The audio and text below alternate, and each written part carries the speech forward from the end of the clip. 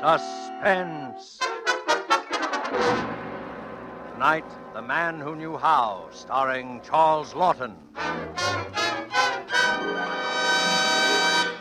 Suspense is presented for your enjoyment by Roma Wines. That's R-O-M-A, Roma Wines. Those excellent California wines that can add so much pleasantness to the way you live, to your happiness in entertaining guests, to your enjoyment of everyday meals.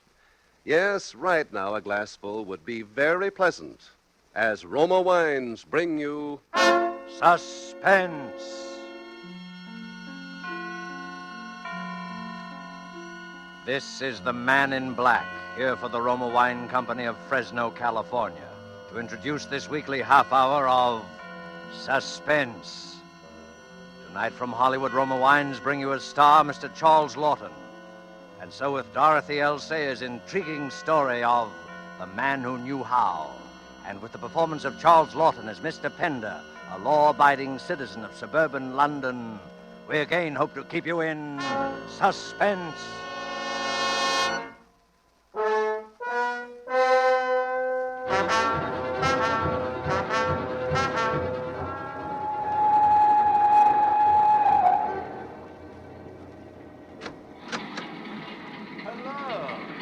Taken? Oh, no. You're perfectly welcome, I'm sure. Thank you.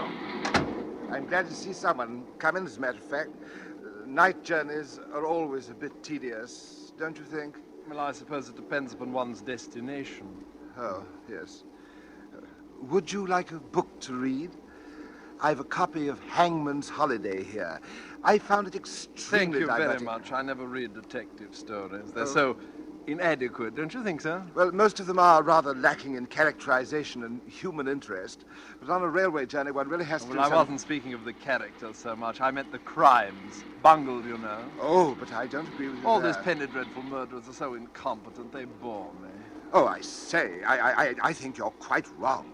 The criminals in books are usually a good deal more imaginative and ingenious than murderers in real life. Then the murderers who are found out in real life, yes. Well, even some of those did pretty well before they got pinched.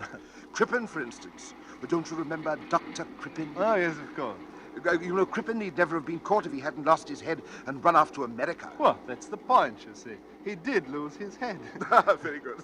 Yes. No, he bungled the whole business. It could be so simple. Now, just for argument, if you were going to commit a murder, what weapon or means would you choose? Me? Well, let's see. I've never really given it much thought to actually. I know. Yes, I should use a sandbag.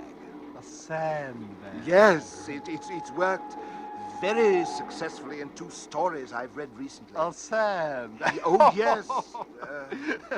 Pardon me, I didn't mean to be rude, but the clumsiness of it all, the elaboration, the lies, the paraphernalia, the alibis, absolutely unnecessary. Oh, no, come. You can't expect committing a murder and getting away with it to be as simple as shelling peas. Oh, you think that, do you? Well, you're mistaken, sir. It can be quite simple. Oh, well, if it's so easy, how would you set about committing a murder? I? Oh, but that's different. I shouldn't have to think twice about it. You see, I know how. Mm?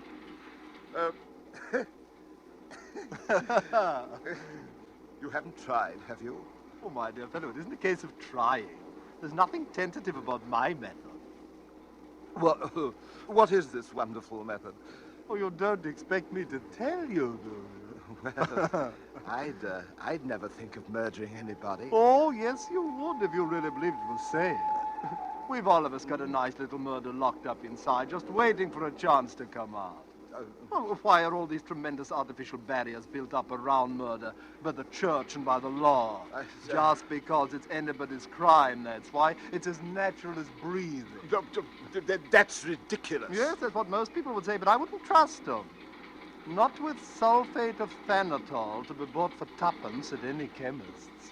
Sulfate of what? You think I'm giving something away? Well, I'm not. It's a mixture of that and 1 or 2 other things. You see, all equally ordinary and cheap. Well, for 9p you could make up enough to poison the entire cabinet. Tell me. Of course, it wouldn't do to polish off so many at one time. Might look queer if they all died simultaneously in their baths. In their... Why in their baths? Well, that's the way it would take them.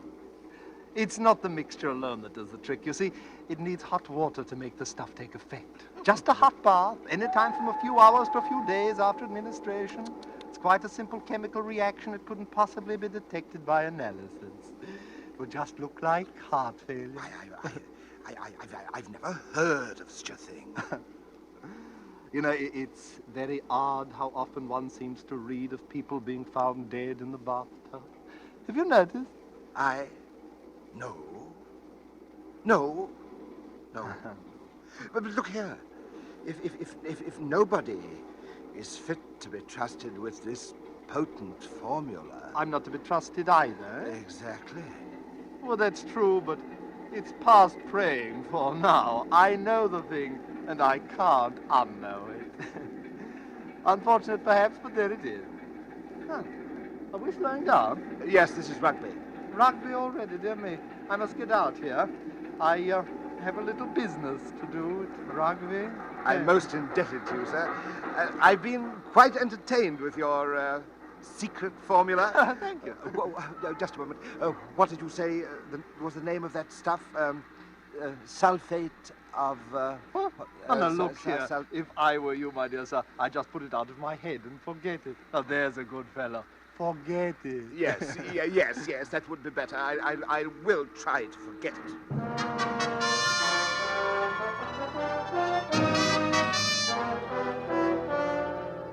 Tonight for Suspense, Roma Wines bring you a star, Mr. Charles Lawton, whom you have heard in the prologue to tonight's study in Suspense.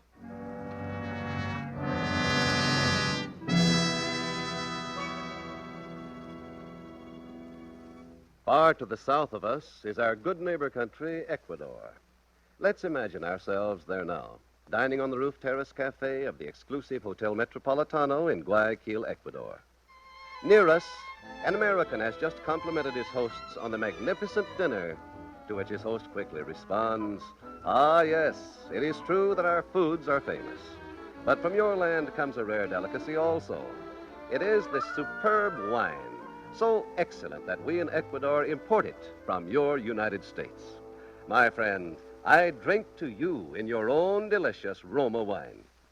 Our Ecuadorian friend is right, for Roma wine's superb quality has won such favor in many far places that they import it, enjoy it as a rare luxury. But not so here in America. Here, millions know and enjoy Roma wines as an inexpensive, everyday delight, at meal times and when entertaining. So many, in fact, that Roma is America's largest selling wine.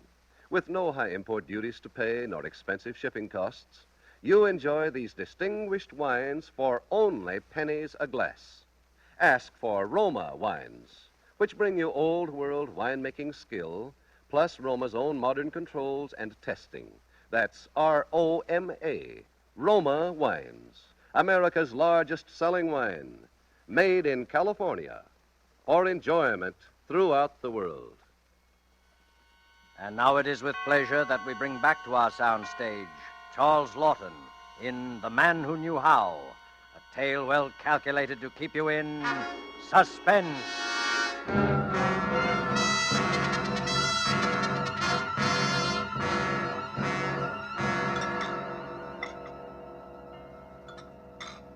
Good morning, sir. Morning, Charles. I've an egg for your breakfast, sir. Oh, thank you. They're quite scarce now, you know. Yes, I know. Will you have your tea now, sir? Yes, please. Anything in the post, Charles? Only a note from your tailor, sir. He'd be pleased to have you come in for a fitting at 1 on Tuesday next. Oh, very well. Charles, what's the backstairs gossip in the neighborhood, Charles? Oh, nothing much, sir. Mr. Skimmings, the old gentleman in number 11, had a falling out with his nephew and has drawn up a new will, they say. Oh, really? He's left everything to his housekeeper, Mrs. Digby. Well, she's been with him nearly 20 years. That reminds me, Charles. I should draw up my will, you know, one of these days. Charles, I shan't forget you. You've been more than loyal to me, Charles. Oh, thank you, sir. Charles, Yes, sir? Charles, has it ever occurred to you that an unusually large number of people die in bathtubs? In a bathtub, sir? Yes, yes. You know, they seem to have a heart attack while in their bath and they never come out of it. It's a common occurrence, I dare say, sir. There was one in the paper like that this morning. There was? Yes, sir. Right on the front page it was. That's how I happened to notice. Here, it's this account, sir. Oh, wealthy manufacturer dies in bath. Mr. Brittlesea it was, sir, of the Brittlesea's Engineering Works at Rugby. Rugby? Did you know him, sir? No, I didn't know him. I believe the paper says his wife found the poor man. Heart failure. That's a very peculiar coincidence. What, sir? I was just thinking, Charles. I met a man on the train down from Carlisle last night. He got off at Rugby. He said he had a bit of business there. I wonder what his business was.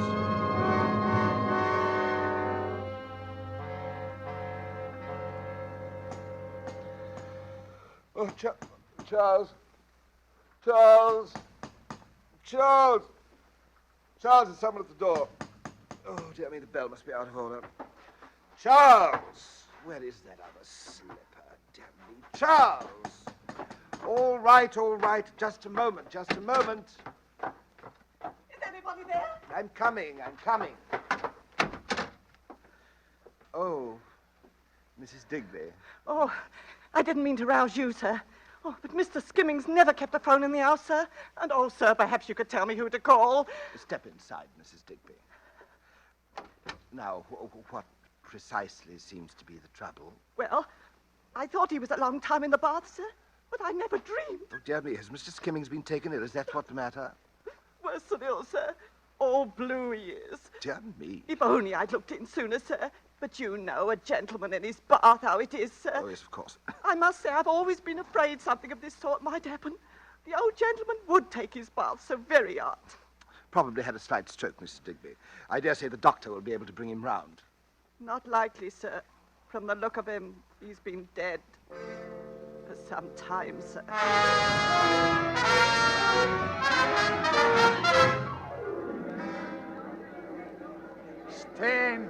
Stand back. Relatives won't be admitted until the coroner's completed examination of the body. Hello. Would you have a look at this card, please, officer? Who did you want to see in there, sir? Mrs. Digby. You'll find her in the library, giving testimony, most likely. Oh, yes, they've discovered the will, I imagine. I don't know nothing about that, sir. Well, I'll just run in and have a look round, eh? Officer! Yes, sir. Who was that man who just went into Mr. Skimmings' house? Search me. Why did you let him in? He persuaded me, like. Do you realize, officer, what you may have done? Of course, officer, I have no right to say it, but that man may have gone in there to destroy evidence. What evidence? Oh, I get it. You're one of them there sensation seekers, barking at the wrong team, my lord. There ain't no murder case here. The old bloke died of heart failure. Yes, I know.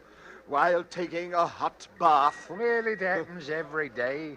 5 or 6 cases right round this neighborhood in the past month alone. I've been keeping track of them, officer. Did you know that in every single one of these cases, the persons who died left quite a lot of money? I wouldn't be surprised, sir. This is a wealthy neighborhood. All right, then that's my number, Mrs. Digby. Keep me informed of any unusual developments, eh? I will that, sir. There he is, officer. There he is. That's the man, all right. What man's that, sir? Well, hello. We meet again. Yes. I rather imagined we would. Did you know the old gentleman, Mr. Skimmings?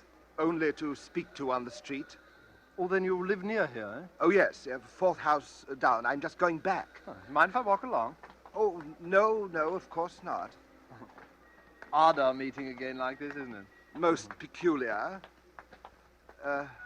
Do you live in these parts, too? Oh, no. I was only here on a little matter of business.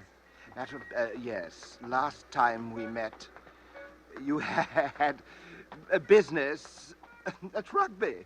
Oh, yes, so I had. Well, my business takes me all over the country. I never know where I may be wanted next. It was while you were at Rugby that silly old Brittlesea was found dead in his bath, wasn't it? Why, yeah, there's a funny thing, coincidence. He left all his money to his wife, I believe. She's a rich woman now. Good-looking girl, a lot younger than he was. This is my gate. Oh, already? Will you come in and have a drink? Why, yes, thanks. I should like to very much. I trust your wife won't object to this intrusion. I have no wife. Oh, bachelor's quarters. Yes. I do myself quite well, under the circumstances. Oh, you're right. This is capital. Would you give me your hat? Oh, thank you. I think my man has gone off to bed, but I dare say we can manage. It's this way, please. Oh, that fire looks good. Would you take soda? Yes, please. It is remarkable how many people have been found dead in their baths lately, isn't it? You think it's remarkable, huh? Well, I Oh, suppose... I don't know. Perhaps it is. I suppose I've been taking more notice on account of that conversation we had on the train. You know, it is a curious thing how when once your attention is attracted to any particular set of circumstances, that set of circumstances seems to haunt you. True. Let us say, for instance, that you get appendicitis. Now, immediately the newspapers are filled with paragraphs about people who have died of or recovered from appendicitis. True. Uh-huh. You see it mentioned in all the magazines. You discover that many of your friends and acquaintances have had appendicitis. The thing seems rather to pursue you. Yes, that's exactly how it is. And all these bathtub deaths, the sequence of events is the same in each case. The hot bath, the discovery of the body, the inquest, and the medical opinion, always the same, death due to heart failure following immersion in hot water. Yes. It just makes me wonder, you know how one does, foolishly, whether anybody else had happened to hit on that drug you mentioned. What was the name of it? Oh, I shouldn't think so. I fancy I'm the only person who knows about that. You a chemist? Oh, I'm a bit of everything, sort of a general utility man, huh?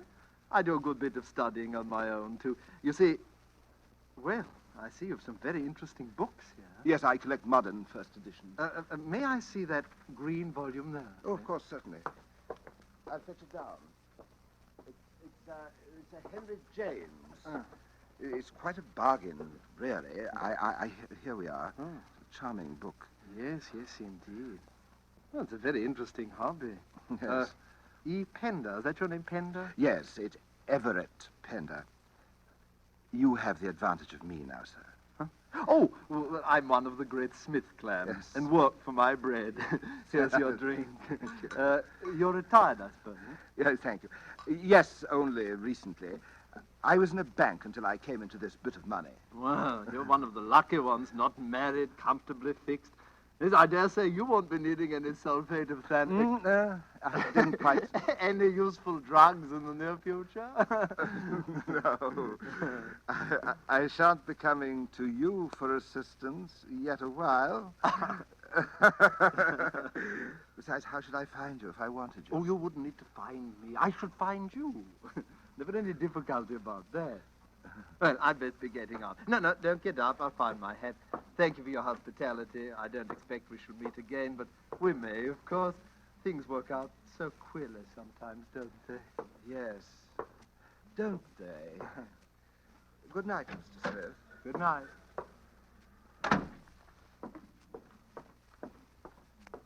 I beg pardon, sir. Oh, hello, Charles. I thought you'd gone to bed. I heard voices and thought you might be wanting something. Oh, it was just an acquaintance, Charles. Stopped in for a drink. He's gone. Shall I take the glasses? Yes, thank you, Charles. Do you wish to finish yours, sir? Mr. Pender. What?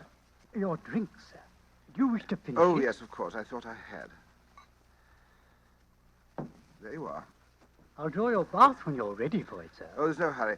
Tell me, Charles, did you ever notice a tall, dark chap with very thick spectacles and curly hair calling on Mrs. Digby?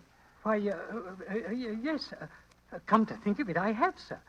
But then he always seems to be about whenever there's a death in the neighborhood. Lately, that is. Did you ever talk with him, Charles? Why, why not to mention it, sir? You did talk to him, Charles. Why are you so upset, Charles? Well, sir, it was about Mr. Skimmings changing his will in favor of Mrs. Digby. And the grey-haired gentleman, Smith, I believe his name is, asked whether you hadn't changed your will lately. Did you tell him I'd left everything to you? Well, not in so many words. But you gave it away. So that's his game. Oh! Good Lord in heaven. What is it, sir? That drink. He poured it while I was getting a book down from the case. What is it, sir? Charles, under no circumstances am I to have a hot bath for at least 2 weeks. Do you understand, Charles? No hot baths. Very well, sir. Oh, Charles, in the paper, has anyone else died in his bath? Why, as it happens, yes, sir. Here it is, sir. The inquest will be held tomorrow at 3. The inquest. Yes, the inquest. Charles, I know what my duty is. I shall be at the inquest tomorrow.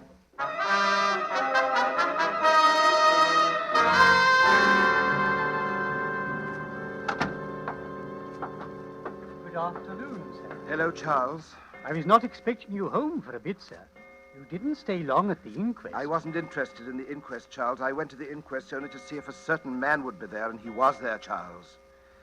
He was there as I expected. Yes, sir. The afternoon papers come. There is still another of those bath deaths. Another? Oh, yes. Yes. And they will go on and on unless somebody stops them. Charles, where was this one? In Launceston Place, sir. A young woman this time. It's the most... No, Charles, no. I'm going out again, Charles. I have some business to attend to. Over in Launceston Place, as a matter of fact. Goodbye, Charles.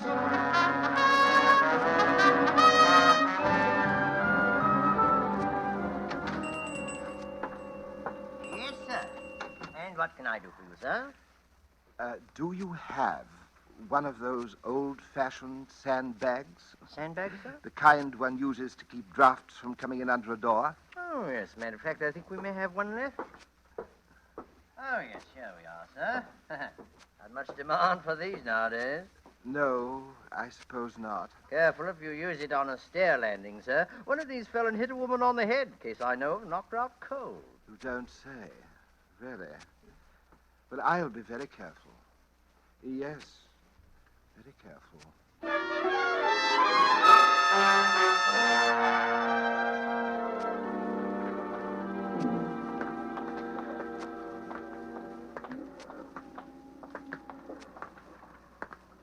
Hello. Bobby, you've got a light there. Right, sir. Here you are. Well, thank you. Would you like a cigar to smoke later on? Thank you, sir.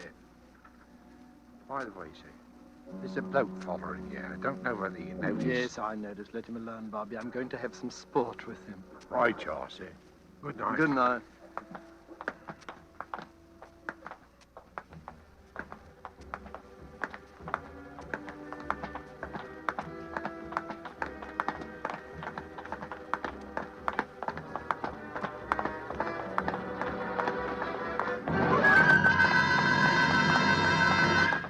Hello, Panda. Come on out from behind that post. I know you're following me.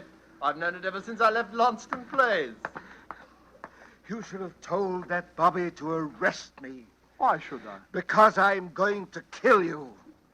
Why ever do you want to do a thing like that? To put an end to one of the most fiendish careers in the annals of crime. You've committed your last murder, Mr. Smith. Oh, come, look here, old boy. My name's not Smith at all. I'm William Bartley, and you... I didn't imagine it really was Smith. Do you actually believe that I'm responsible for all these bathtub deaths? Do you deny that you are? Why should I? You told me yourself you're the only man who knows the formula for the poison. Sulfate of thanatol? Well, yes, indeed. You have me there, Penda. And you stood to profit by every one of those deaths, didn't you, Mr. Buckley? You have me there, too. Look here, Pender, you're a great reader of crime stories. Haven't you ever wished someone would commit the perfect crime and get away with it just once? Yes, I have. God help me, but I don't anymore. I saw old Skimmings dead in his bath. blue and horrible. Now, look, Ooh. The man who committed that outrage must die. Now, Pender, look. You, Buckley, you must die. Pender, you're mad. You don't know what you're doing. Pender! Oh!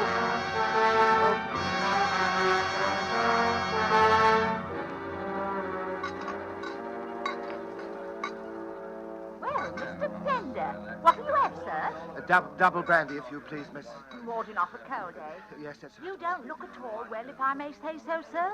Ought to be home in bed, you, eh? I dare say, yes. Just coin for the phone, Gibbons. Right away, sir. Say what's up, Tom. Promise not to beat me to the phone, and I'll tell you. Oh, if it's interesting like murder, my paper wouldn't print it anyway. What is it? Bill Buckley, of all people. No. Gone to an inquest. Some woman died in her bath. Really? Buckley must have been on his way to interview the husband at his laboratory. It was a rough district close to the river. Somebody crept up on him and gave him such a blow it broke his neck. Don't say. Police say it must have been a sandbag. Well, who did it? Do they know? The Vegas notion got clean away in the fog. Oh, that's too bad. Bill Buckley was a great crime reporter. He was a decent sort, too. I worked with him for a time. Great sport, no end of a leg puller. Oh, I know. Did you ever hear about that sulfate of thanatol stunt he used to work? No, Now, what was that? Well, he'd look at you sober as a judge, he would, and then tell you about this sulfate of thanatol, Sulfate which, of mixed with a few thanatol. other things, he said would cause death if you swallowed it and then took a hard bath. Nobody believed him, did they? Oh, Oh, yes. He used to work off that wheeze on poor boobs and railway carriages to see how they take it. Really? Would you believe it? One chap actually Oh, accused him. Oh, Mr. Pender! What's happening? Oh. Hello? Why, that bloke has fainted.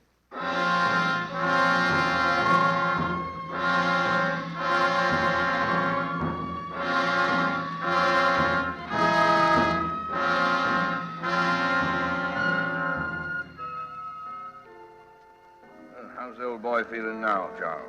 Much better, sir. He caught a bit of a chill out in the fog, I think. I put him to soak in a hot bath. That ought to do the trick. Well, if there's nothing more we can do. Mr. Pender wants me to thank you for bringing him home, gentlemen. There's nothing, really. Now, good night.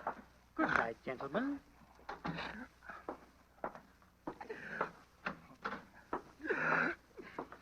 Is your bath hot enough, sir? Mr. Pender. Mr. Pender. I found out the name of that drug, Charles. Sulfate. It was sulfate of thanatol. Oh, sir. Mr. Pender. Mr. Pender. He's dead.